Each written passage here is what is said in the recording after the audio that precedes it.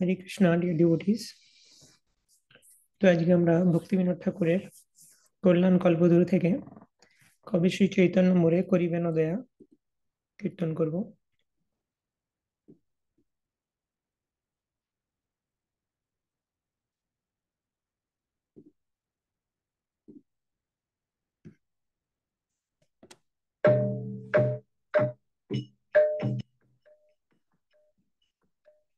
কবে শ্রী চৈতন্য মোরে করিবেন দয়া, কবে আমি পাইব নব পদ ছায়া, কবে শ্রী চৈতন্য মোরে করিবেন দয়া, কবে আমি পাইব নব পদ ছায়া, কবে আমি ছাড়িব বিষয় অভিমান, কবে বিষ্ণু জনে আমি করিব সম্মান, কবে আমি ছাড়িব বিষয় অভিমান, কবে বিষ্ণু জনে আমি করিব সম্মান, গলবস্ত্র কৃতাঞ্জলি বৈষ্ণব নিকটে, দন্তে তৃণ করি দাঁড়াই নিষ্কপটে, গলবস্ত্র কৃতাঞ্জলি বৈষ্ণব নিকটে,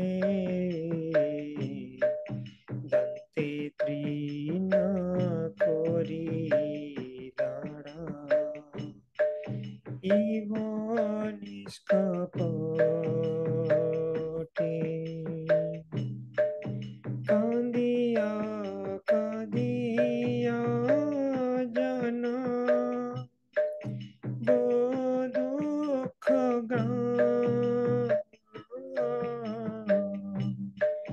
সংসার নল হইতে মাগিব বিশ্রাম, কাঁদিয়া কাঁদিয়া জন ইব দুঃখ গ্রাম, সংসার নল হইতে মাগিব বিশ্রাম, শুনিয়া আমার দুঃখ বৈষ্ণব ঠাকুর আমালাগি কৃষ্ণে আবে দিবেন প্রচুর, শুনিয়া আমার দুঃখ বৈষ্ণব ঠাকুর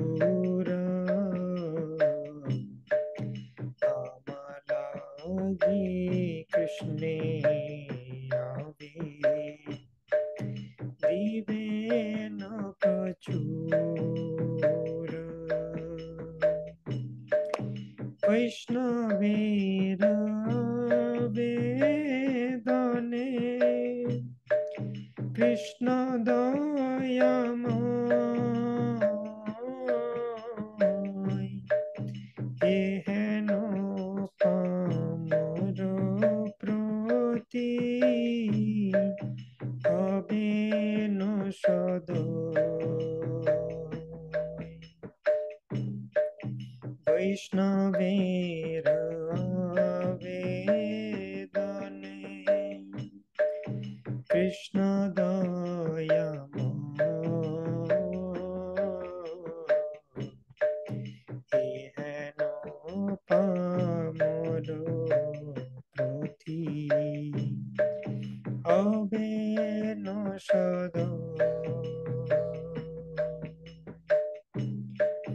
বিনোদের নিবেদন বৈষ্ণব চরণে কৃপা করি সঙ্গে লহ এই অকিঞ্চনে বিনোদের নিবেদন বৈষ্ণব চরণে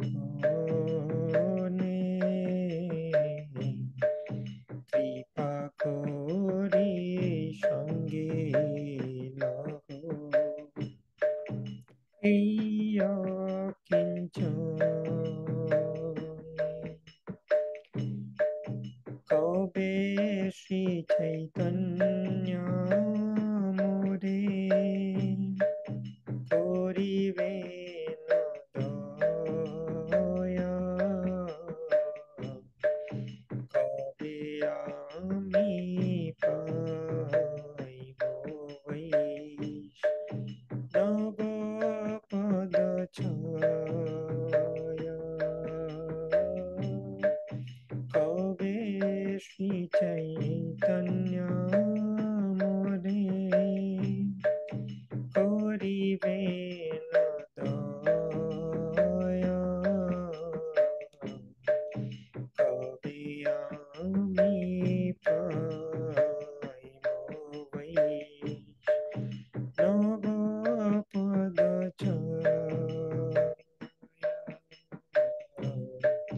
কবে আমি পাইব বৈষ্ণব পদ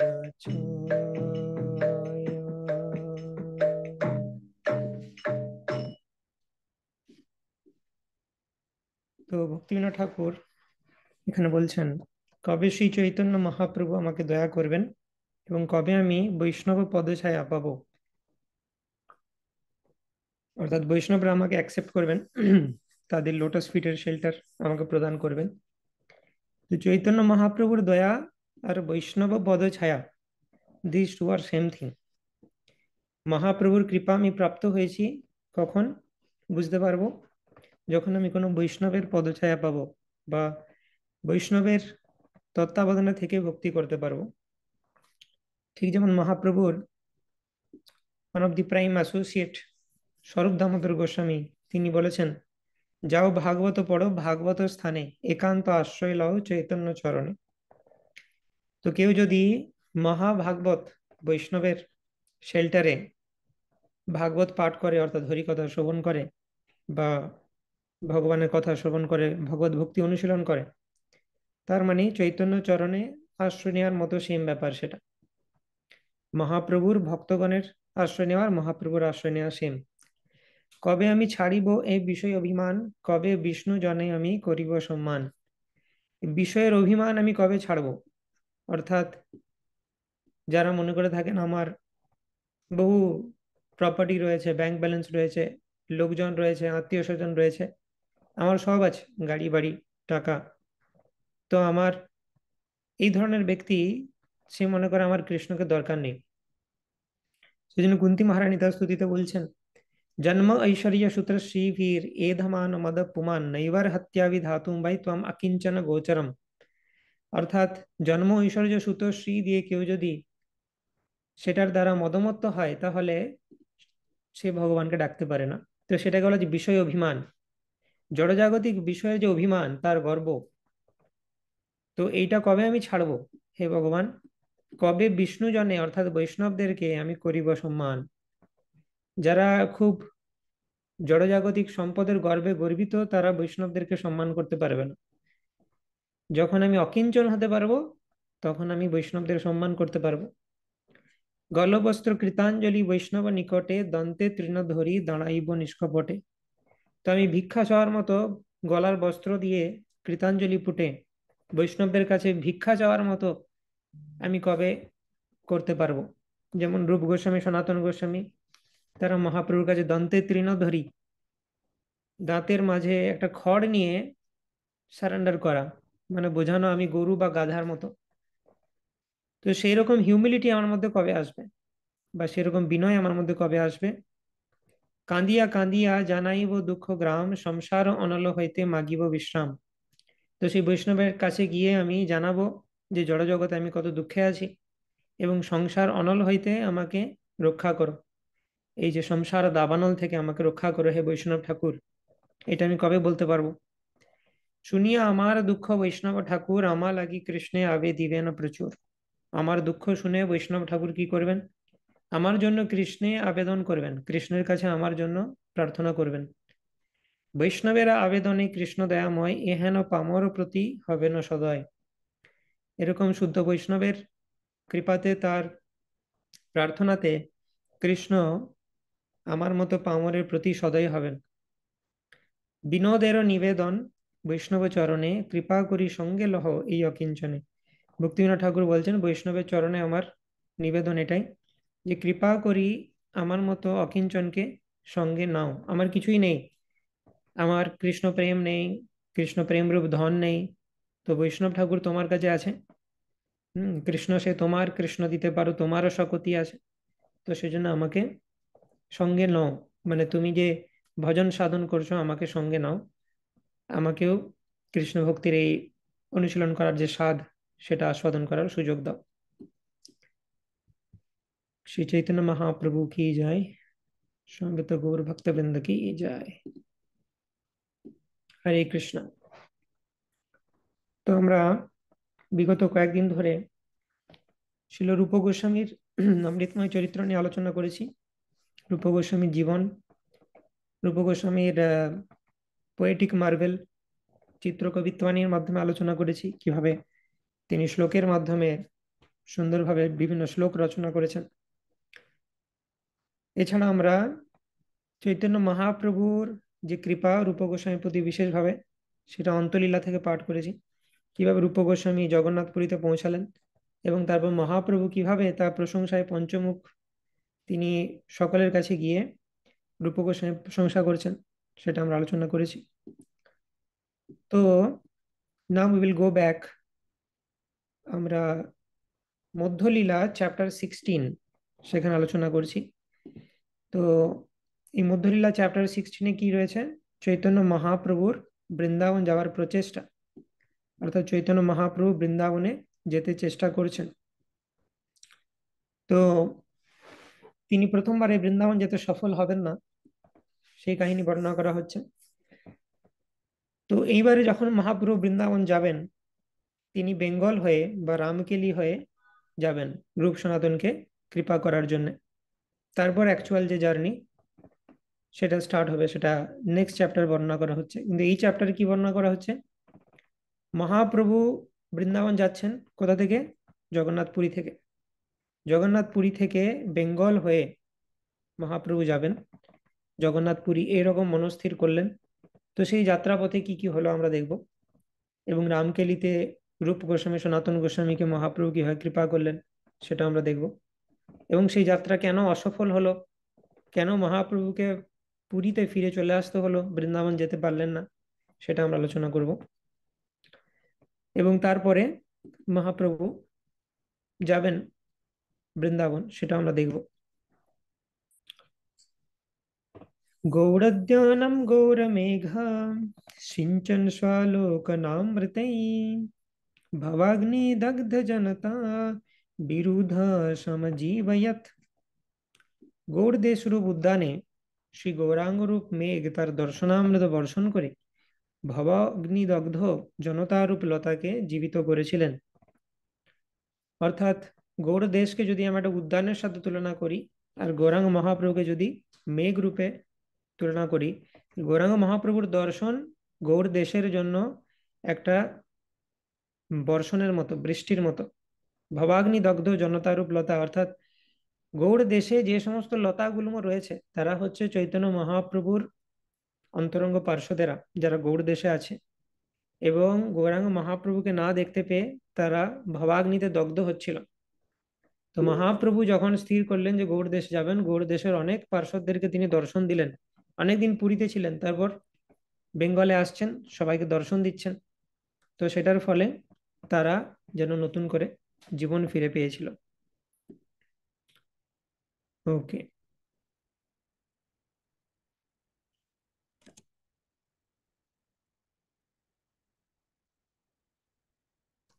স্টার্ট। जय जय गौरचंद्र जय नित्यानंद जय द्वैत चंद्र जय गौर भक्त वृंद।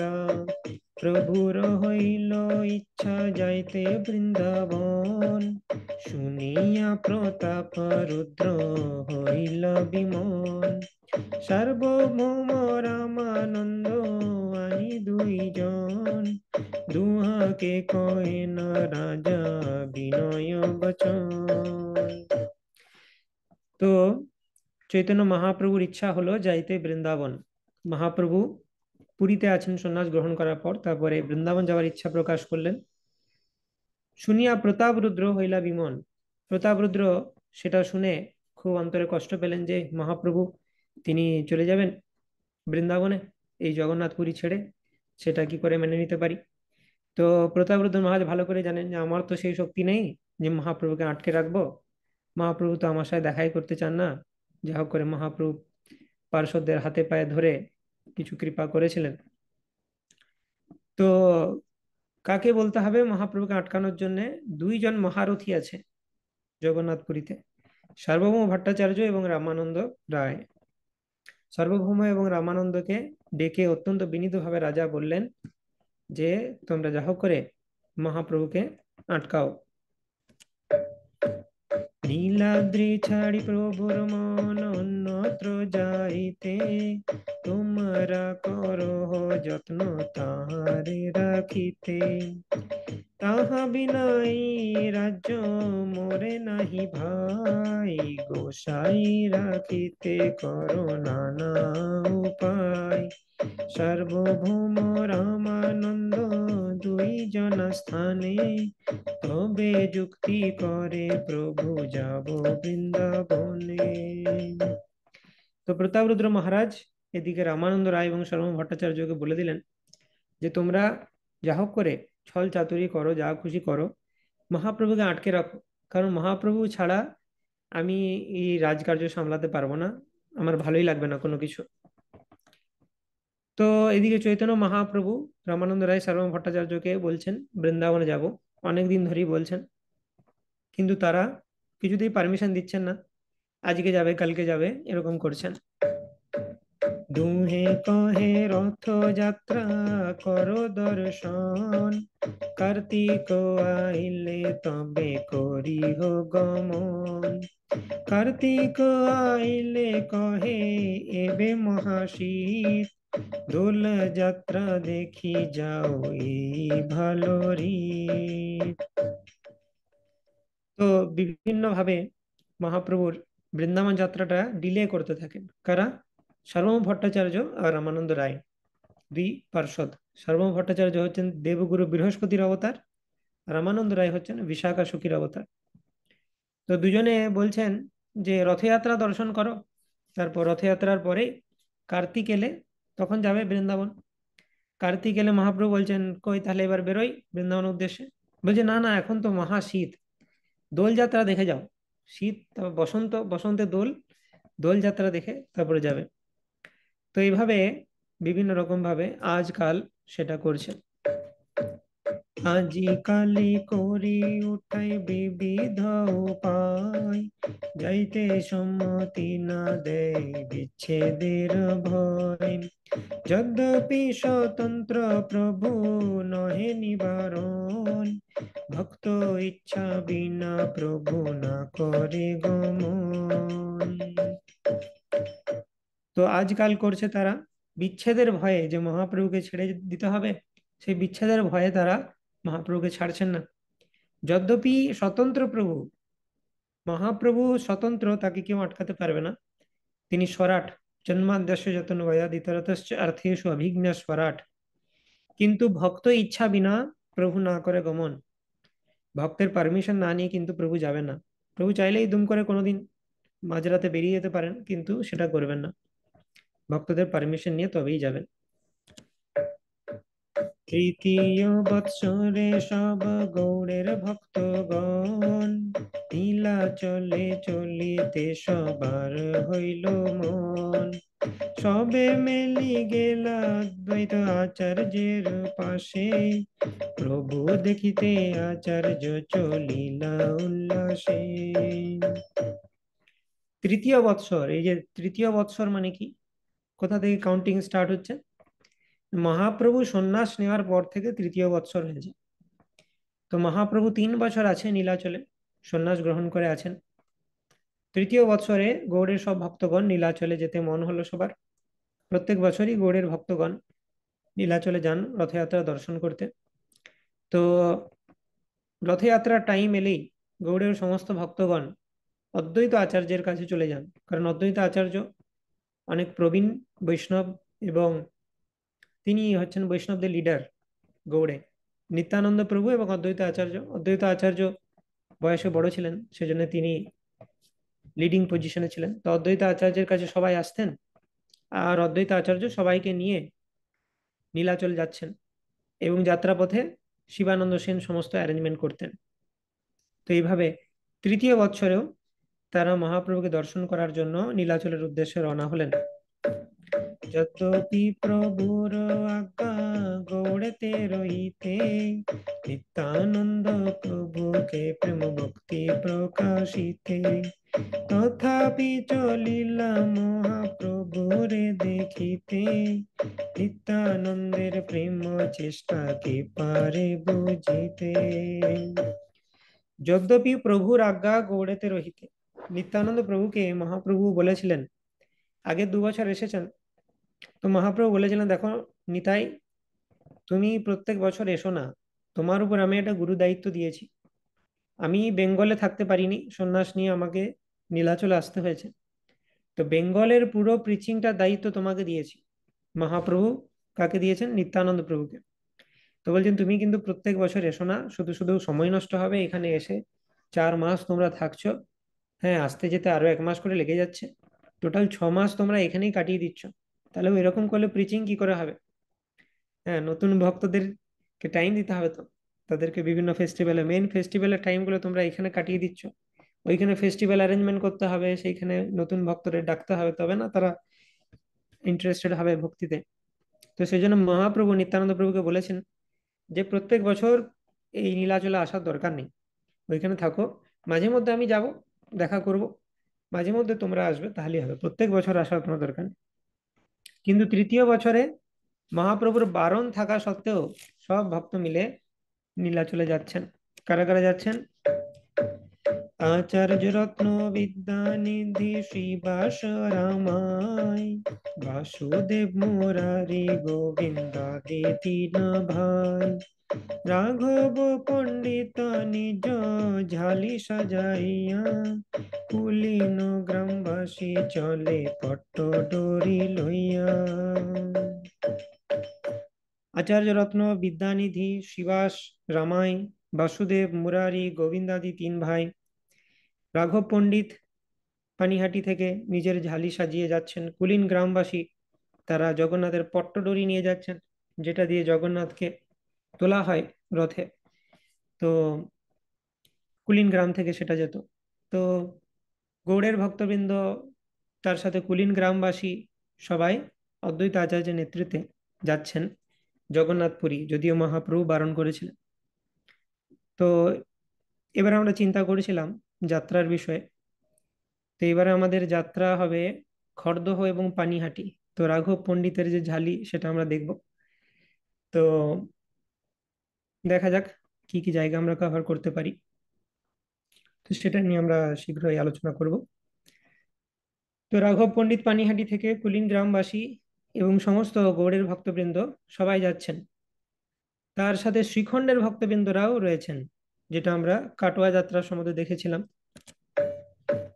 খণ্ডবাসী নরহরি শ্রী রঘুনন্দন, সর্বভক্ত চলে তার কি করে গণন। শিবানন্দ সেন করে ঘাটি সমাধান, সবারে পালন করি সুখে লইয়া যান। খণ্ডবাসী নরহরি সরকার ঠাকুর, রঘুনন্দন, এই সমস্ত ভক্তরা শ্রীখণ্ড থেকে যাচ্ছেন।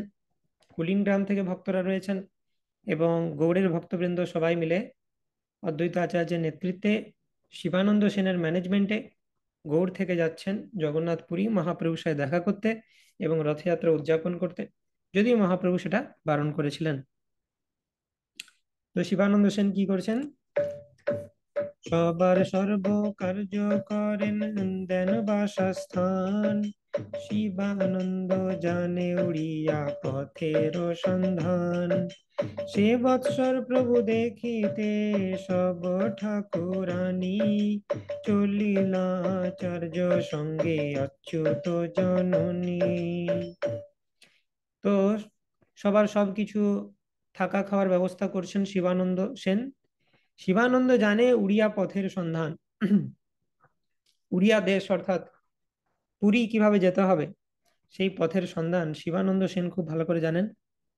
এবং সেই বৎসর, অন্য বছর শুধু প্রভুজিরা যেতেন গৌড় থেকে, সেই বছর প্রভু দেখিতে সব ঠাকুরানী অর্থাৎ সবার যে গৃহিণীরা চললেন। অদ্বৈত আচার্য যেহেতু লিডার, তার গৃহিণী তো অবশ্যই যাবেন। অচ্যুত জননী অর্থাৎ অদ্বৈত আচার্যের পুত্র ছিলেন অচ্যুতানন্দ। তার জননী অর্থাৎ মাতা সীতা ঠাকুরানী, যিনি অদ্বৈত আচার্যের পত্নী, তিনিও যাচ্ছেন। এবং তার সাথে বাকি ডিভোটিদের যে ওয়াইফ, তারাও যাচ্ছেন। সমস্ত মাতাজিরাও এবারে যাচ্ছেন। শ্রীবাস পণ্ডিত সঙ্গে চলিলা মালিনী, শিবানন্দ সঙ্গে চলে তাহার গৃহিণী। শিবানন্দের বালক নাম চৈতন্য দাস, দেহ চলিয়াছে প্রভুরে দেখিতে উল্লাস। তো শিবানন্দ সেনের সঙ্গে তার গৃহিণী যাচ্ছেন, তার ছেলেও যাচ্ছেন চৈতন্য দাস। শিবাস পণ্ডিতের সঙ্গে তার ওয়াইফ মালিনী দেবী যাচ্ছেন। সবাই তার ওয়াইফদেরকে নিয়ে যাচ্ছেন। আচার্য রত্ন অর্থাৎ চন্দ্রশেখর আচার্য, তিনিও যাচ্ছেন। আচার্য রত্ন সঙ্গে চলে তাহার গৃহিণী, তাহার প্রেমের কথা কহিতে না জানি। সব ঠাকুরানী মহাপ্রভুকে ভিক্ষা দিতে, প্রভুর নানা প্রিয় দ্রব্য নীল ঘর হইতে। তো গৌড়ের সমস্ত ডিভোটিদের গৃহিণীরা বিশেষত কেন যাচ্ছেন? না, মহাপ্রভুকে ভিক্ষা দেওয়ার জন্য। ভিক্ষা দেওয়া মানে কি? তাকে প্রসাদ পাওয়াবেন। তো নীলাচলে গিয়ে প্রত্যেকের ঘর আছে সুন্দর, মহাপ্রভু সবার অ্যারেঞ্জমেন্ট করেন। গৌড়ের ভক্তবৃন্দরা যখন আসেন, তাদেরকে সবাইকে সেপারেট রুম দেওয়া হয়। তো সেইখানে তাদের গৃহিণীরাও থাকবেন এই বছর, এবং সবাই মহাপ্রভুকে নিজেদের বাড়িতে দেখে প্রসাদ পাওয়াবেন। তো তারা যাত্রাপথে যাচ্ছেন, শিবানন্দ সেন সবকিছু অ্যারেঞ্জমেন্ট করছেন। শিবানন্দ সেন করে সব সমাধান, ঘাটিয়াল প্রবোধি দেন সবারে বাসস্থান। ভক্ষ দিয়া করেন সবার সর্বত্র পালনে, পরম আনন্দে যান প্রভুর দর্শনে। তো তিনি রাস্তায় ট্যাক্স দেওয়া ইত্যাদি সমস্ত কিছু করছিলেন। থাকা খাওয়ার ব্যবস্থা করছিলেন। তো এরকম করতে করতে তাদের যে টিম সেটা রেমুনা পর্যন্ত চলে এলো। রেমুনাইয়া শিয়া কইল গোপীনাথ দর্শন, আচার্য করিল তাহা কীর্তন নর্তন। নিত্যানন্দের পরিচয় সব সেবক শনে, বহুত সম্মান আসি কইল সেবক গণে। তো বেঙ্গল থেকে কেউ যখন জগন্নাথপুরীতে আসেন, বিশেষত হাঁটা পথে, তো তখন এই জায়গাগুলো পড়ে, প্রথমে রেমুনা, তারপরে সাক্ষী গোপাল, তারপরে পুরী। মহাপ্রভু যখন প্রথমবার সন্ন্যাস গ্রহণ করে এসেছিলেন, তখনও তিনি প্রথমে রেমুনা, সাক্ষী গোপাল, তারপরে পুরীতে এসেছিলেন। তো মহাপ্রভু যখন সন্ন্যাস নিয়ে আসছিলেন সেই সময় রেমুনাতে মহাপ্রভু দাঁড়িয়েছিলেন। সেখানে অমৃতকেলি যে প্রসাদ সেটা পেয়েছিলেন, এবং মাধবেন্দ্র পুরীর কথা মহাপ্রভু স্বয়ং পরিবেশন করেছিলেন এবং সমস্ত ভক্তবৃন্দ সেটা শ্রবণ করেছিলেন। তারপর কটকে সাক্ষী গোপালে যখন আসেন, সেখানে নিত্যানন্দ প্রভু কথা করেন সেই বৃদ্ধ ব্রাহ্মণ এবং যুবক ব্রাহ্মণ তারা কিভাবে বৃন্দাবনে যান, তাদের মধ্যে এটা ডিসপিউট হয়, এবং বৃন্দাবন থেকে যে গোপাল বিগ্রহ সাক্ষ্য দেওয়ার জন্য আসেন বিদ্যানগর গ্রামে, সেই স্টোরি নিত্যানন্দ প্রভু বলেছিলেন। তো নিত্যানন্দ প্রভু এই পথে অনেকবার এসেছেন। মহাপ্রভু একবার এসেছেন, নিত্যানন্দ প্রভু বারবার যাতায়াত করেছেন। এবং নিত্যানন্দ প্রভুর সাথে এই রেমুনাতে যে সমস্ত গোপীনাথে, রেমুনাতে যে ক্ষীরচোর গোপীনাথ রয়েছে, তার যে সেবকেরা, তারা নিত্যানন্দ প্রভুকে খুব ভালো করেই চেনেন। তো নিত্যানন্দ প্রভু যেতেই তারা বহু সম্মান করে সমস্ত টিমকে অ্যাকসেপ্ট করলো, মানে তাদেরকে অভ্যর্থনা জানালো রেমুনাতে গোপীনাথের সেবকেরা। এবং যে 12টি ক্ষীরের পাত্র হয়, সেই 12 ক্ষীর এনে তাদেরকে প্রদান করলেন। সেই রাত্রি সব মহান্ত তাহাই রহিলাম, 12 ক্ষীর আনিয়াকে সেবক ধরিলা। ক্ষীর বাটি সবারে দিল প্রভু নিত্যানন্দ, ক্ষীর প্রসাদ পাইয়া সবার বাড়িল আনন্দ। তো সেই রাত্রে সমস্ত মহান্তরা, মহাপ্রভুর এই ক্লোজ ডিভোটিদেরকে মহান্ত বলা হয়। সেই জন্য 64 মহান্ত রয়েছে আমাদের বিভিন্ন আচার্যদের। তো 12টি ক্ষীর এনে গোপীনাথের সেবক মহাপ্রভুর সেই গৌড়ীয় ভক্তবৃন্দদের সামনে এসে ধরলেন। নিত্যানন্দ প্রভু স্বয়ং সবাইকে ক্ষীর প্রসাদ ভাগ করে দিলেন। ক্ষীর প্রসাদ পেয়ে সবার আনন্দ অনেক বেড়ে গেল। আর রেমুনাতে ক্ষীর প্রসাদ খেতে খেতে মাধবেন্দ্র পুরীর করার কথা তো হবেই, যে মাধবেন্দ্র পুরীর জন্য আহ এই গোপীনাথ ক্ষীর চুরি করেছিলেন, এবং তারপর থেকে নাম হয় ক্ষীরচোর গোপীনাথ। মাধবপুরীর কথা গোপাল স্থাপন, তাহারে গোপাল জয়ছে মাগিল চন্দন। তার লাগি গোপীনাথ ক্ষীর চুরি কইল, মহাপ্রভুর মুখে আগে কথা শুনিল। সেই কথা সবার মধ্যে কহে নিত্যানন্দ, শুনিয়া বৈষ্ণব মনে বাড়িল আনন্দ। তো মাধবেন্দ্র পুরীর কথা, মাধবেন্দ্র পুরী কিভাবে এখানে এসেছিলেন, এই রেমুনাতে কেন এসেছিলেন না, বৃন্দাবনে তার যে গোপাল, সেই গোপাল পাঠিয়েছিলেন মাধবেন্দ্র পুরীকে রেমুনাতে বা পুরীর কাছাকাছি গিয়ে মলয় চন্দন নিয়ে আসতে, সেই চন্দন তার অঙ্গে লেপন করতে, যাতে গ্রীষ্মের এই প্রখর যে তাপ সেটা থেকে গোপাল একটু রিলিফ পায়। তো বৃন্দাবনে মাধবেন্দ্র পুরী যে গোপাল বিগ্রহ স্থাপন করেছিলেন, সেই গোপালও একটা জঙ্গলের মধ্যে পড়েছিলেন। সেখান থেকে গোপাল স্বপ্ন দেন মাধবেন্দ্র পুরীকে যে আমাকে এখান থেকে উদ্ধার করো। মাধবেন্দ্র পুরী এরকম গ্রেট ডিভোটি যে ভগবান নিজে স্বপ্ন দিয়ে তাকে বলছে আমাকে এখান থেকে উদ্ধার করো। মাধবেন্দ্র পুরী গেলেন সমস্ত ব্রজবাসীদেরকে নিয়ে, সেই গোপাল বিগ্রহকে তিনি উদ্ধার করলেন, তাকে স্থাপন করলেন, অভিষেক করলেন, এবং বহু ভব্য অভিষেক হয় সেখানে। গ্রামের পর গ্রাম তারা বিভিন্ন অফারিং করতে থাকে। তো মাধবেন্দ্র পুরী সে কিভাবে গোপালকে স্থাপন করলেন সেটা বর্ণনা করা হয়েছে। তিনি নিজে 3 দিন প্রায় কিছু খাননি, 3 দিন কন্টিনিউয়াস তিনি অভিষেক করে যাচ্ছেন আর আরতি করে যাচ্ছেন কোনো কিছু না খেয়ে। এরকম মাধবেন্দ্র পুরীর ভাগবত ভক্তি। তো সেজন্য বলা হয় যে কৃষ্ণ ভক্তি কল্পতরু প্রথম অঙ্কুর হচ্ছেন এই মাধবেন্দ্র পুরী।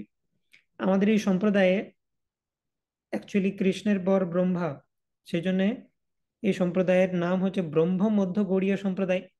কারণ ব্রহ্মা রয়েছে প্রথম আচার্য রূপে কৃষ্ণের পরে, তারপর ব্রহ্মা থেকে নারদ থেকে ধীরে ধীরে পরম্পরার ধারায় আসছেন মাধবেন্দ্র পুরী। মাধবেন্দ্র পুরীর আগেও আছে মধ্বাচার্য, তো সেই জন্য তার নাম মধ্ব, ব্রহ্ম মধ্ব গৌড়ীয় সম্প্রদায়।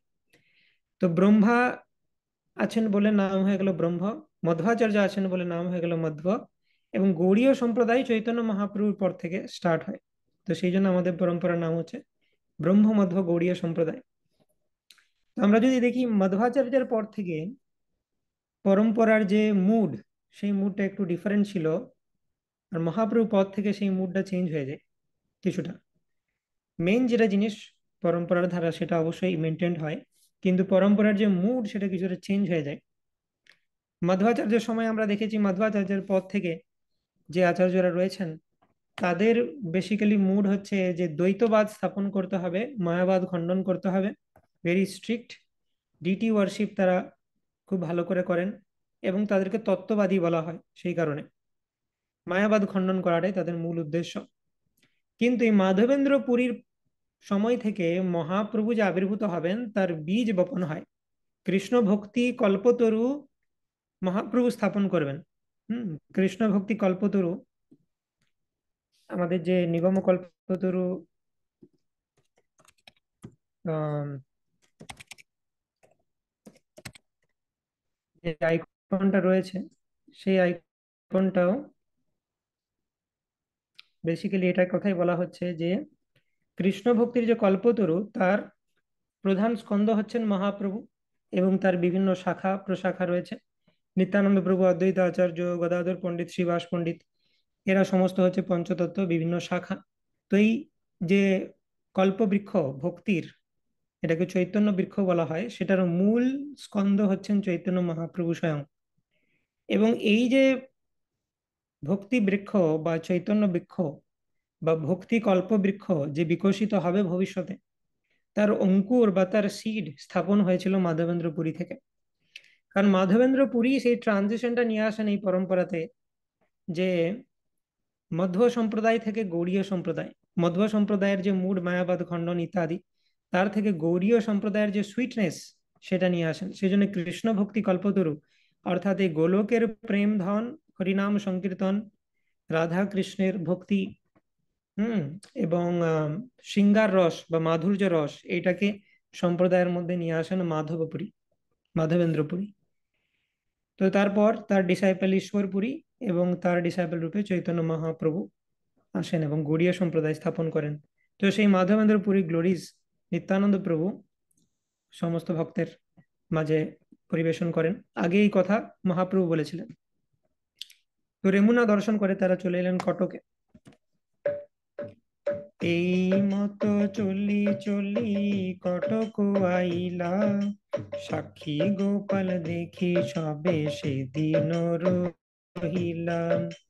সাক্ষী গোপালের কথা কহে নিত্যানন্দ, শুনিয়া বৈষ্ণব মনে বাড়িল আনন্দ। প্রভুকে মিলিতে সবার উৎকণ্ঠা অন্তরে, শীঘ্র করি আইলা সবে সেই নীলা চলে। তো সাক্ষী গোপালেও তারা ছিলেন এবং সাক্ষী গোপালের কাহিনী শ্রবণ করলেন। তারপরে মহাপ্রভুর সাথে দেখা করার খুব উৎকণ্ঠা রয়েছে তাদের, খুব তাড়াতাড়ি তারা মহাপ্রভুর সাথে দেখা করার জন্য চলে এলেন নীলাচলে। অর্থাৎ এবারে পুরীর বর্ডারে প্রবেশ করে গেছেন, পুরীতে জাস্ট প্রবেশ করবেন করবেন এরকম। এবং পুরী প্রবেশ করার সময়তে 18 নালা বলে একটা স্থান আসে। সো সে 18 নালাতে তারা উপস্থিত হয়ে গেছে, এবং মহাপ্রভু সেই খবর পেলেন যে গৌড়ের ভক্তবৃন্দ চলে এসেছেন এবং তারা 18 নালাতে আছেন এখন। 18 নালাকে আইলা গোসাই শুনিয়া, দুই মালা পাঠাইলা গোবিন্দ হাতে দিয়া। দুই মালা গোবিন্দ দুইজনে পরাইল, অদ্বৈত অবধূত গোসাই বড় সুখ পাইল, তাহাই আরম্ভ কইল কৃষ্ণ সংকীর্তন। নাচিতে নাচিতে চলি আইলা দুইজন। তো ভক্তরা 18 নালাতে এসেছে এটা শুনে মহাপ্রভু গোবিন্দের হাতে দুটো মালা দিয়ে পাঠালেন। কারণ যে টিম আসছে সেখানে সব থেকে বরিষ্ঠ যে দুজন ভক্ত, তারা হচ্ছেন অদ্বৈত আচার্য এবং নিত্যানন্দ প্রভু। তাদের জন্য দুটো মালা মহাপ্রভু গোবিন্দকে দিয়ে পাঠালেন। গোবিন্দ হচ্ছে মহাপ্রভুর পার্সোনাল সেবক। এই গোবিন্দ যদিও মহাপ্রভুর যে গুরুদেব ঈশ্বরপুরী তার ডিসাইপল ছিলেন, কিন্তু ঈশ্বরপুরী বলে দিয়েছিলেন গোবিন্দ তোমার কাজ হচ্ছে তোমার এই গুরু ভাই, হ্যাঁ, নিমাইকে সার্ভ করা। তো সেই জন্যে তারপর থেকেই গোবিন্দ মহাপ্রভুর পার্সোনাল সার্ভেন্ট। তো গোবিন্দকে দিয়ে দুটো মালা পাঠালেন। অদ্বৈত আচার্য এবং অবধূত ঘোষাই মানে হচ্ছে নিত্যানন্দ প্রভু। নিত্যানন্দ প্রভু অবধূত, মানে তার বাহ্যিক জ্ঞান থাকে না, কৃষ্ণ প্রেমে তিনি পাগল। বলরাম পূর্ণিমার দিন দেখেছি আমরা যে বলরামের মুড কি, তো সেই মুড নিত্যানন্দ প্রভুর। তো তারা দুজনে মহাপ্রভুর দ্বারা প্রেরিত দুটি মালা পেয়ে অত্যন্ত আনন্দিত হলেন। সেখানেই তারা কৃষ্ণ নাম সংকীর্তন করে নাচতে নাচতে মহাপ্রভুর কাছে আসছেন সমস্ত ভক্তবৃন্দরা। পুনমালা দিয়া স্বরূপাদি নিজগণ, আগো বাড়ি পাঠাইল সচির নন্দন। নরেন্দ্র আসিয়া তাহা সবারে মিলিলাম, মহাপ্রভুর দত্ত মালা সবারে পরাইলাম। সিংহদ্বার নিকটে আইলা শুনি গৌর রায়, আপনে আসিয়া প্রভু মিলিলা সবাই। তো তারা একটু একটু করে কাছে আসছেন আর মহাপ্রভু তাদের রেসিপ্রোকেশন একটু একটু করে বাড়াচ্ছেন। তারা যখন আরেকটু কাছে এলেন 18 নালা থেকে, স্বরূপ দামোদর গোস্বামীকে পাঠালেন এবং আরো মালা নিয়ে যাও, বাকি ভক্তদেরকেও মালা পরাও। স্বরূপ দামোদর গোস্বামী তাদেরকে মালা পরালেন। তারা যখন নরেন্দ্র সরোবরের কাছে এলেন, তো তখন স্বরূপ দামোদর গোস্বামী তাদেরকে মালা পরিয়ে দিলেন। তারা আরো নিকটে চলে এলেন, জগন্নাথ মন্দিরের সিংহদ্বারে চলে এলেন ভক্তরা। তখন চৈতন্য মহাপ্রভু স্বয়ং সিংহদ্বারে পৌঁছালেন এবং জগন্নাথ মন্দিরের সামনে সেই মহামিলন হলো সমস্ত গৌড়ের ভক্তবৃন্দদের সাথে চৈতন্য মহাপ্রভুর। তারপর মহাপ্রভু সমস্ত ভক্তদের নিয়ে জগন্নাথ দর্শন করছেন। সবা লইয়া কইল জগন্নাথ দর্শন, সবা লইয়া আইলা পুন আপন ভবন। বাণীনাথ কাশী মিশ্র প্রসাদ আনিল, সহস্তে সবারে প্রভু প্রসাদ খাইল। পূর্ব বৎসর যার যে বাসস্থান, তাহা সব পাঠাইয়া করাইল বিশ্রাম। এই মত ভক্তগণ রহিলা 4 মাস, প্রভুর সহিত করে কীর্তন বিলাস। এভাবে মহাপ্রভু সমস্ত ভক্ত গৌড়ের ভক্তদের নিয়ে জগন্নাথ দর্শন করলেন এবং বাণীনাথ রায়, কাশী মিশ্র তারা প্রচুর পরিমাণে জগন্নাথের প্রসাদ নিয়ে এলেন। বাণীনাথ রায় মানে রামানন্দ রায়ের পুত্র এবং কাশী মিশ্র মানে যিনি পূজারী জগন্নাথ মন্দিরের, তারা জগন্নাথ দেবের প্রসাদ নিয়ে এলেন। এবং তারা 3য় বছর আসছেন, তো সবাই অলরেডি জানেন কার কোথায় থাকতে হবে। জগন্নাথপুরীতে প্রত্যেকের নিজস্ব বাসস্থান রয়েছে, তাদের সবাইকে সেই জায়গাতে পাঠালেন মহাপ্রভু। এইভাবে তারাও 4 মাস থাকলেন সেখানে, প্রভুর সাথে কীর্তন করলেন, রথযাত্রা দেখলেন। তো আগের মতোই রথযাত্রা মহামহোৎসবের আগে গুন্ডিচা মার্জন হলো, রথযাত্রা হলো, সবকিছু আগের মতোই। পূর্ববত রথযাত্রা কাল যবে আইল, সবা লইয়া গুন্ডিচা মন্দির প্রক্ষালিল। কুলীন গামী পট্ট ডোরি জগন্নাথে দিল, পূর্ববত রথ অগ্রে নর্তন করিল। বহু নৃত্য করি পুন চলিল উদ্যানে, বাপি তীরে তাহা যাই করিল বিশ্রামে। তো আগের মতোই গুন্ডিচা মার্জন হলো, আগের মতোই রথযাত্রা হলো। কুলিন গ্রামবাসীরা পট্টডরি নিয়ে এসেছিলেন, সেটা জগন্নাথ দেবকে অর্পণ করা হলো, সেটা দিয়ে জগন্নাথ দেবকে টেনে তোলা হবে রথে। এবং আগের মতোই মহাপ্রভু রথের সামনে ডান্স করলেন। ডান্স করে মহাপ্রভু নিকটবর্তী একটি উদ্যানে জলাশয়ের তীরে গিয়ে বিশ্রাম করলেন। তো সেখানে আরেকজন বিপ্র ছিলেন, তার নাম নিত্যানন্দ দাস। রাঢ়ী এক বিপ্র তেহ নিত্যানন্দ দাস, মহাভাগ্যবান তেহ নাম কৃষ্ণ দাস। ঘট বরি প্রভুর দেহ অভিষেক হইল, তার অভিষেকে প্রভু মহাতৃপ্ত হইল। বলগণ্ডি ভোগের বহু প্রসাদ আইল, সবা সঙ্গে মহাপ্রভু প্রসাদ খাইল। তো রাঢ়ী সেই বিপ্র, রাঢ় দেশীয় ব্রাহ্মণ। হুম নিত্যানন্দ মহাপ্রভুর সার্ভেন্ট কৃষ্ণদাস, তিনি মহাপ্রভুর অভিষেক করলেন এবং তার অভিষেকে মহাপ্রভু অত্যন্ত সন্তুষ্ট হলেন। এবং জগন্নাথ রথযাত্রার সময় বলগণ্ডি নামক স্থানে জগন্নাথ দেবকে যে ভোগ লাগানো হয়, সেই প্রসাদ নিয়ে আসা হলো। মহাপ্রভু ডান্স করছেন, সমস্ত ভক্তবৃন্দরা ডান্স করছেন, এবং তাদেরকে মাঝে মধ্যে রেস্ট এবং প্রসাদও সাপ্লাই দেওয়া হয়, যাতে তারা আবার পুনরুজ্জীবিত হয়ে ডান্স করতে পারেন। তো সেইভাবে চলছে রথযাত্রা। এইভাবে রথযাত্রা হলো। রথযাত্রার পর হেরা পঞ্চমী হয়, সেটাও ভক্তগণ দেখলেন। পূর্ববৎ রথযাত্রা কইল দর্শন, হেরা পঞ্চমী যাত্রা দেখে লইয়া ভক্তগণ। আচার্য গোসাই প্রভুর কইল নিমন্ত্রণ, তার মধ্যে কইল জয়ছে ঝড় বরিশন। তো এইভাবে রথযাত্রা, হেরা পঞ্চমী যাত্রা সমস্ত কিছু ভক্তরা দর্শন করলেন। এরপর হচ্ছে মহাপ্রভুকে একে একে নিজেদের বাড়িতে প্রসাদ পাওয়ানোর পালা। তো সব থেকে প্রথমে অদ্বৈত আচার্য প্রভু একদিন মহাপ্রভুকে নিমন্ত্রণ করলেন, এবং সেই দিন ঝড় বৃষ্টি হয়েছিল, সেটা বৃন্দাবন দাস ঠাকুর বর্ণনা করেছেন। তো শিল প্রভুপাদ বলছেন যে অদ্বৈত আচার্য প্রভু মহাপ্রভুকে নিমন্ত্রণ করে মনে করলেন, যদি অন্য কোনো সন্ন্যাসী প্রভুর সঙ্গে না আসেন তবে ভালো করে খাওয়াবো। অন্য সমস্ত সন্ন্যাসীরা মধ্যাহ্ন ক্রিয়ার সময় বাইরে গিয়েছিলেন, এমন সময় ঝড় বৃষ্টি হয়, তারা আসতে না পারায় মহাপ্রভু একলা এসে অদ্বৈত আচার্যের অন্ন ব্যঞ্জন ভোজন করেছিলেন। অর্থাৎ অদ্বৈত আচার্যের যে মনোকামনা সেটা মহাপ্রভু পূর্ণ করেছিলেন। তো অদ্বৈত আচার্য একটা শিক্ষা দেন যে অনেক বৈষ্ণবকে একসাথে ডাকতে নেই, তাহলে ভালো করে তাদেরকে খাওয়ানো যায় না। সার্বভৌম ভট্টাচার্যও তাই। সার্বভৌম ভট্টাচার্য আলাদা আলাদা দিন আলাদা আলাদা বৈষ্ণবদেরকে নিমন্ত্রণ করতেন, যাতে সবাইকে ভালো করে তিনি সেবা করতে পারেন। তো তারপর প্রভুর প্রিয় ব্যঞ্জন সব রান্ধেন মালিনী, ভক্তের দাসী অভিমান স্নেহেতে জননী।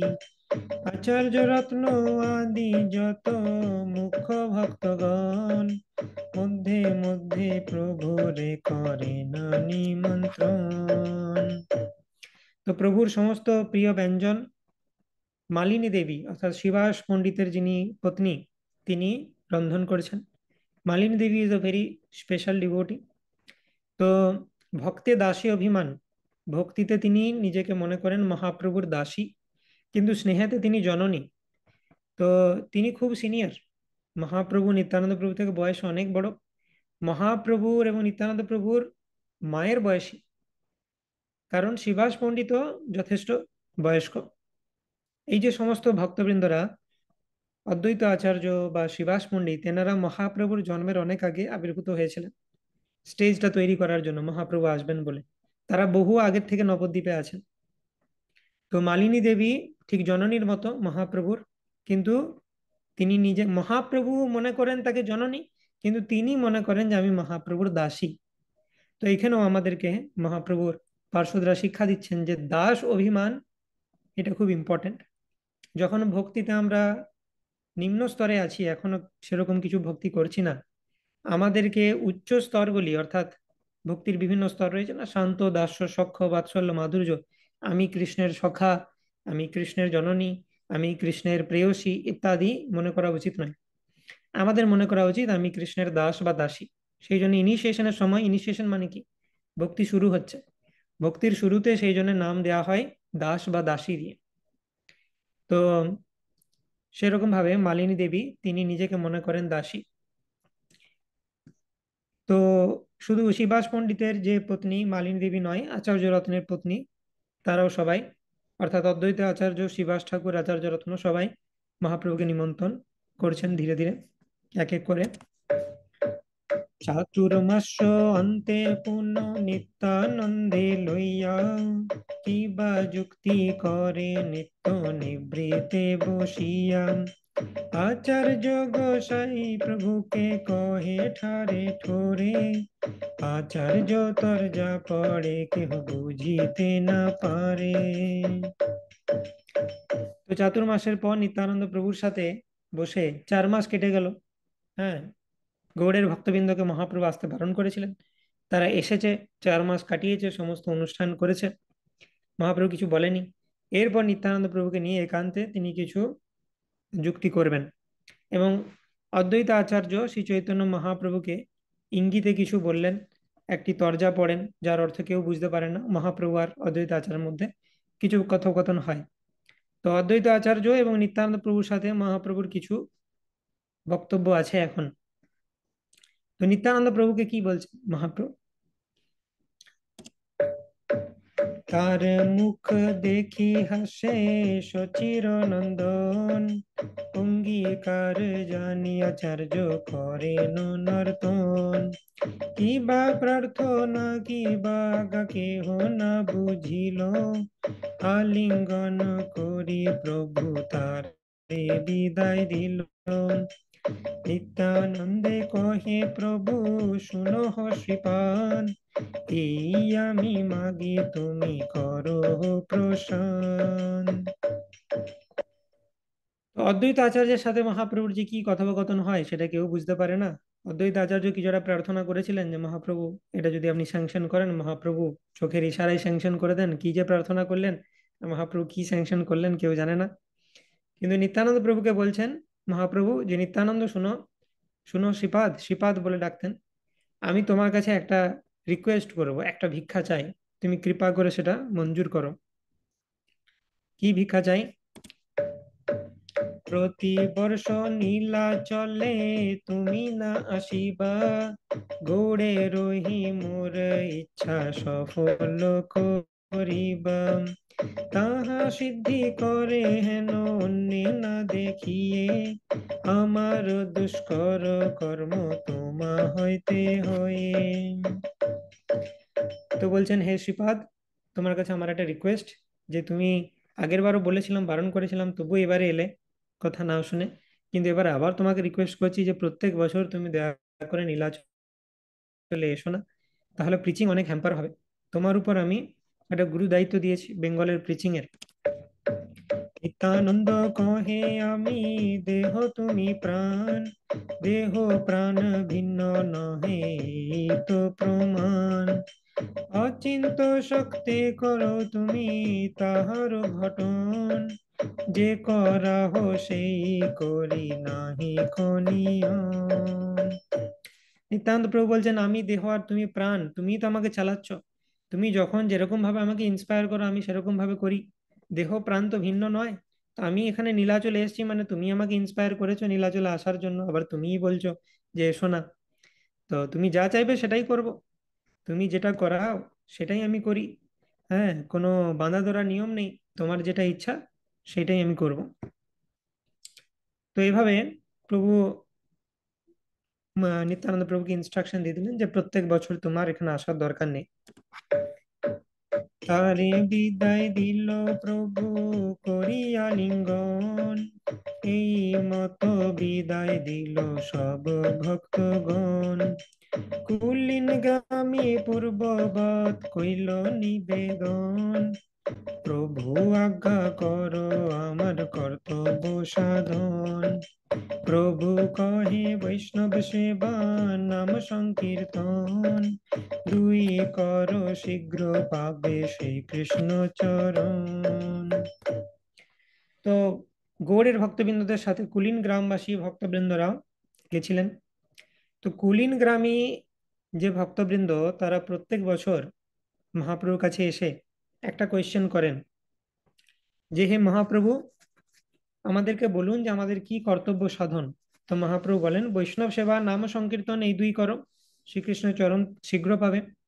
তো তখন কুলীন গ্রামী ভক্তবৃন্দ জিজ্ঞেস করে যে বৈষ্ণবের লক্ষণ কি, কি করে চিনবো কে বৈষ্ণব। তো মহাপ্রভু 3 বছর 3 ধরনের অ্যান্সার দেন। প্রথম বছর অ্যান্সার দিয়েছিলেন যে যার মুখে একবার কৃষ্ণ নাম, সেই হচ্ছেন বৈষ্ণব। এখন যে জিজ্ঞেস করছেন, তখন মহাপ্রভু আরেকটি ডিফারেন্ট অ্যান্সার দিবেন।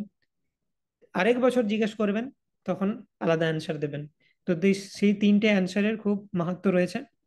সেই 3টে অ্যান্সারের মাধ্যমে মহাপ্রভু কনিষ্ঠ অধিকারী, মধ্যম অধিকারী এবং উত্তম অধিকারী বৈষ্ণবের যে সিমটম বা লক্ষণ, সেটা বর্ণনা করছেন। তো এখন যে প্রশ্নটা হচ্ছে, সেটা সেকেন্ড টাইম করা হচ্ছে। প্রথমবার মহাপ্রভু কি অ্যান্সার দিয়েছিলেন, যার মুখে একবার কৃষ্ণ নাম, সে হচ্ছে বৈষ্ণব। তো সেকেন্ড টাইম যখন করা হচ্ছে, মহাপ্রভু কি অ্যান্সার দিলেন, তেহু কহে কে বৈষ্ণব, কি তারো লক্ষণ, তবে হাসি কহে প্রভু জানি তার মন, কৃষ্ণ নাম নিরন্তর যাহার বদনে, সেই বৈষ্ণব শ্রেষ্ঠ ভজ তাহার চরণে। তো দ্বিতীয়বার সেই প্রশ্নটা যখন করা হয়, তখন মহাপ্রভু অ্যান্সার দিলেন যে মুখে একবার কৃষ্ণ নাম সাফিসিয়েন্ট নয়, যার মুখে নিরন্তর কৃষ্ণের নাম, সেই হচ্ছে বৈষ্ণব, অর্থাৎ সে হচ্ছে মধ্যম অধিকারী বৈষ্ণব। তো শিল ভক্তিচন্দ্র সরস্বতী ঠাকুর বলেছেন, যার মুখে নিরন্তর কৃষ্ণ নাম, তিনি হচ্ছেন মধ্যম অধিকারী বৈষ্ণব। এই স্তরের ভক্ত কোমল শ্রদ্ধা সম্প্রতি কৃষ্ণ নাম অধিকার উচ্চারণকারী কনিষ্ঠ বৈষ্ণব থেকে শ্রেয়। তো এটা হলো মধ্যম অধিকারী বৈষ্ণব। ईश्वरे तदधीनेषु बालिशेषु दिशत्सु च प्रेम मैत्री कृपोपेक्षा या करोति समध्यम। ঈশ্বরে তদ অধীনেষু, মধ্যম অধিকারীর সিমটম বর্ণনা করা হচ্ছে শ্রীমদ্ ভাগবতমে, যে ঈশ্বরে তদ অধীনেষু বালিশেষু দ্বিষৎসু চ, 4 ধরনের ব্যক্তি ঈশ্বরে মানে পরমেশ্বর ভগবানের প্রতি, তদ অধীনেষু মানে ভগবানের অধীন যারা রয়েছেন সেই ভক্তদের প্রতি, বালিশেষু যারা বাল ইস মানে বাল মানে বাচ্চাদের মতো ইনোসেন্ট, যারা বাচ্চাদের মতো ইনোসেন্ট, মানে বড়রাও কিন্তু ভগবান সম্বন্ধে জানে না, ইনোসেন্ট বলে কেউ জানায়নি, শাস্ত্র পড়েনি তাই জানে না, তাদেরকে বলা হচ্ছে বালি শিশু। দ্বিষাৎ সুচা মানে হচ্ছে যারা শুনেছে ভগবানের সম্বন্ধে কিন্তু ঈর্ষাপরায়ণ। এই 4 ধরনের ব্যক্তির প্রতি মধ্যম অধিকারী কি করে থাকেন, প্রেম, মৈত্রী, কৃপা, উপেক্ষা। ঈশ্বরে প্রেম, তদ অধীনেষু মৈত্রী, বালিশেষু কৃপা, দ্বিষৎসু চ উপেক্ষা। ঈশ্বরের প্রতি প্রেম করে থাকেন, তার অধীনস্থ ভক্তবৃন্দদের সাথে মৈত্রী বা বন্ধুত্ব স্থাপন করেন, একজন মধ্যম অধিকারী। বালি শিশু যারা ভগবান সম্বন্ধে জানেন না, তাদেরকে ভগবান সম্বন্ধে জানিয়ে কৃপা করেন। এবং দ্বিষৎসুচ যারা ভগবানের প্রতি ঈর্ষা করেন, তাদের প্রতি উপেক্ষা করেন। এই মধ্যম অধিকারী ইজ এ প্রিচার। প্রিচারের মধ্যে এই গুণাবলীগুলি থাকা দরকার। কি করতে হবে, একজন প্রিচারকে ভগবানের প্রতি প্রেম রাখতে হবে, ভগবত ভক্তদের সাথে বন্ধুত্ব রাখতে হবে।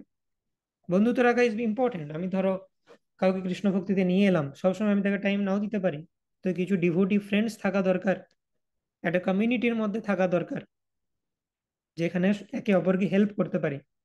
হুম। দদাতি প্রতিগৃহ্ণাতি গুহ্যমাখ্যাতি পৃচ্ছতি ভুঙ্ক্তে ভোজয়াতে চাইবা ষডবিধম প্রীতি লক্ষণম। এই প্রীতি লক্ষণ এক্সচেঞ্জ করার মতো কিছু ডিভোটি ফ্রেন্ড থাকা দরকার। আর বালি শিশু যারা ইনোসেন্ট, তাদেরকে প্রিচার কি করবে, ভগবান সম্বন্ধে জানাবে।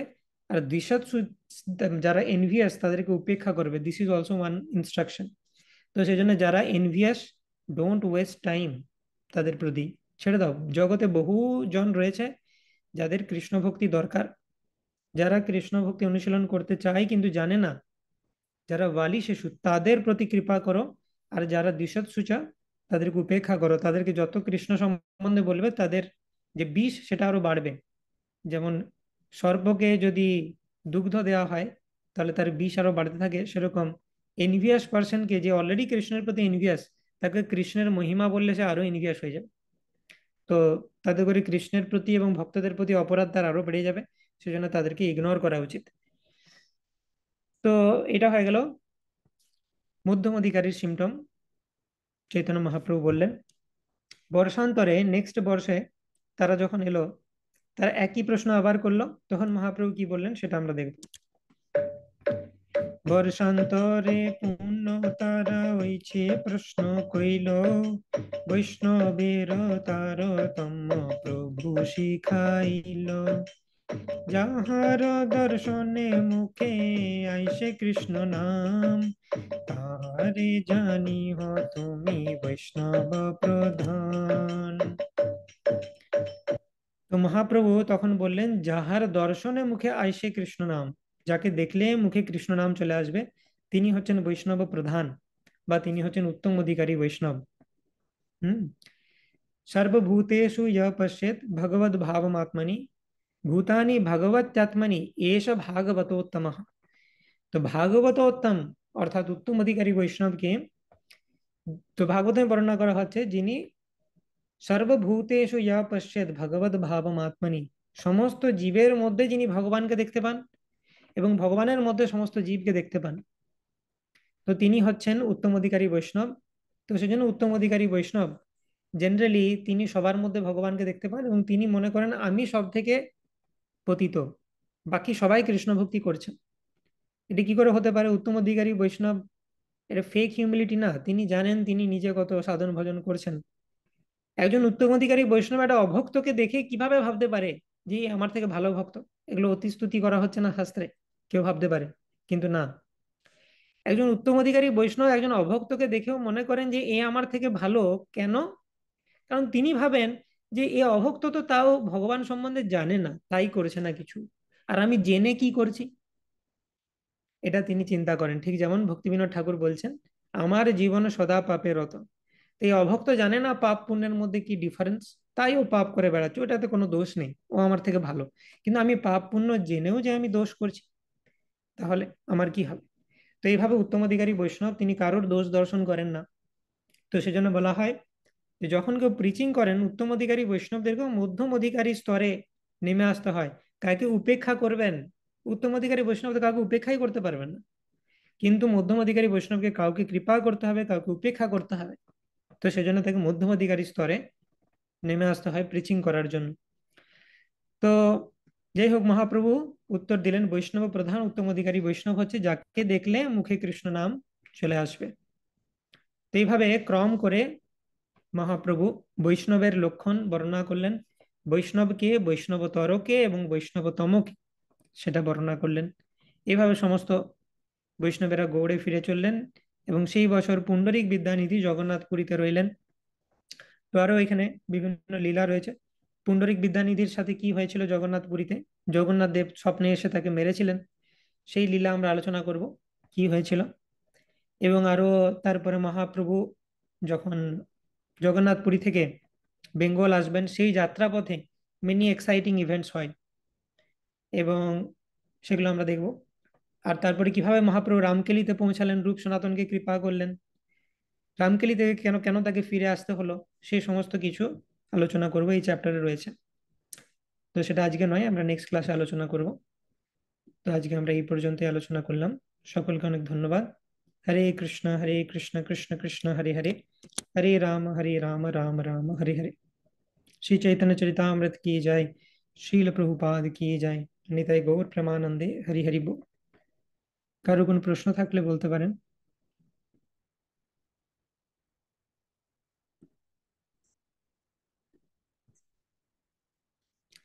সীমান্ত কুমার প্রভু। হরে কৃষ্ণ প্রভু, প্রণাম। হরে কৃষ্ণ প্রভু, প্রণাম। তো আমি বাংলাদেশ থেকে বলছিলাম। তো প্রভু, হুম। আমার কথাটা না মানে হচ্ছে যে ধরেন আপনি যে টাইমিংটা দেন ক্লাসের ওই 9:30 থেকে 10:30 পর্যন্ত, ওই সময় আসলে ঘুমের একটু ইয়ে হচ্ছে। তো মানে যদি একটু 9টা থেকে দেওয়া যায় বাংলাদেশ টাইম, তাহলে আমার মনে হয় আমার জন্য একটু সুবিধা হতো আর কি প্রভু। তো বাংলাদেশের টাইমটা 30 মিনিটস আগে, সেই কারণে একটু প্রবলেম। তো যাই হোক, রেকর্ডিং থাকবে প্রভু। তো চেষ্টা করব যে আমাদের আসলে ভক্তরা জয়েন হতে কিছুটা টাইম লাগে, তো ইন্ডিয়ার ভক্তদের জন্য এটাকে অপটিমাইজ করা হয়েছে।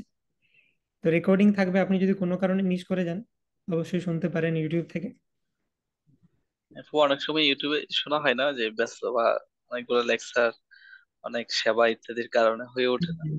সেই জন্য আমার লাইভে ক্লাসে আসা হয় আর কি। হুম।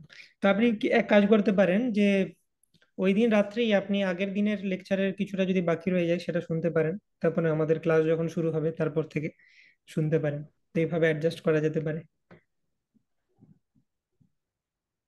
আচ্ছা ব্রো, থ্যাংক ইউ। ওকে। আচ্ছা। হরে কৃষ্ণ। ওকে, আর কোনো প্রশ্ন?